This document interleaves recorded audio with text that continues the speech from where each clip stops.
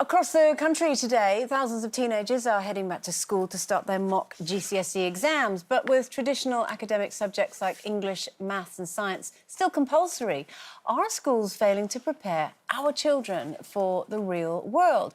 Now, Jane, I know that Grace starts her mock GCSE Yeah, she does. So the today. whole of Christmas has been just revision. And she's taking something like 20 exams, I think, because they do sort of 10 subjects and then each one has a different paper.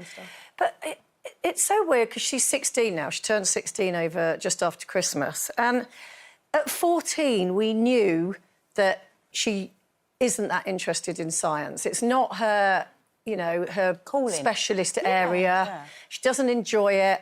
But when she got to 14, you have to do a certain number of GCSEs, and at her school, 3 of those are compulsory, which is chemistry, physics and biology.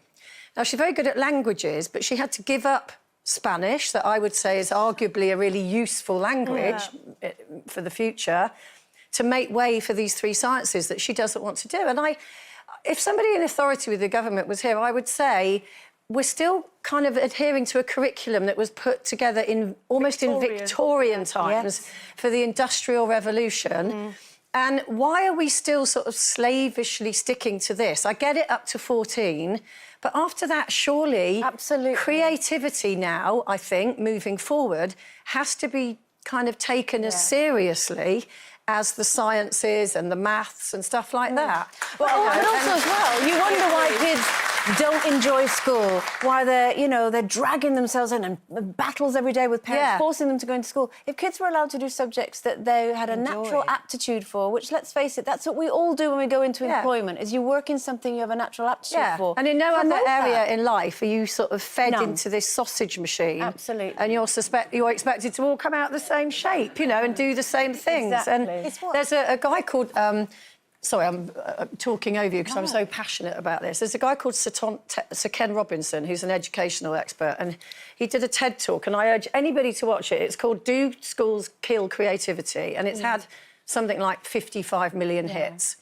And he talks about, and this is way back in 2006, saying our curriculum is not geared up for kids coming out into the modern world. And he talked about this little girl, Gillian, very quickly, because I love this story. The school said, oh, Gillian's not doing very well, she's failing. Got her mum in and an educational specialist. And the specialist said, right, let's all go out the room and just leave Gillian for a minute. And he put the radio on. And they all stood outside and they looked through the window and Gillian started to dance to the music on the radio. And the educational expert said, there's nothing wrong with your child. She's a dancer. Yeah. And it was Gillian Lynn who became Dame Gillian Lynn, Royal Ballet dancer, choreographer, won Emmys, Tonys, made millions, set up dancing school.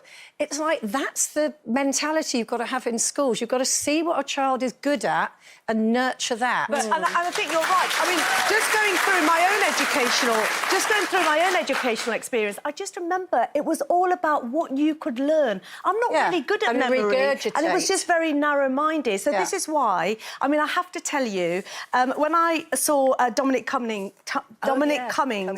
who's Boris Johnson's chief advisor, now he's put an advert out there, and when I read it and when it was all publicised, I thought, this is, thank heaven somebody gets this. This is what he put. He said, we need, so if you're interested in this, you can apply for this job that he's got. There's loads of jobs. But he says, we need some true wild cards, artists, people who've never went to university and fought their way out of an appalling hellhole. Weirdos, I want. He said, I want people, he just basically said, you do not have to fit the mould. Yeah. I'd like to see people with life experience. And if you have experienced something horrendous in your life and you've come out of there, well-abled and able to make decisions, I want you because I think you're the kind of person that can change this country. Yeah. And I thought, what a great way to actually change the way that we think about education. And did he finish it off with something like, by the way, if you're an idiot, I'll get rid of you? In 2 weeks, yeah. But I think you know how passionately I feel about this. I agree with everything you're saying, Jane, and what you just said there, Sarah.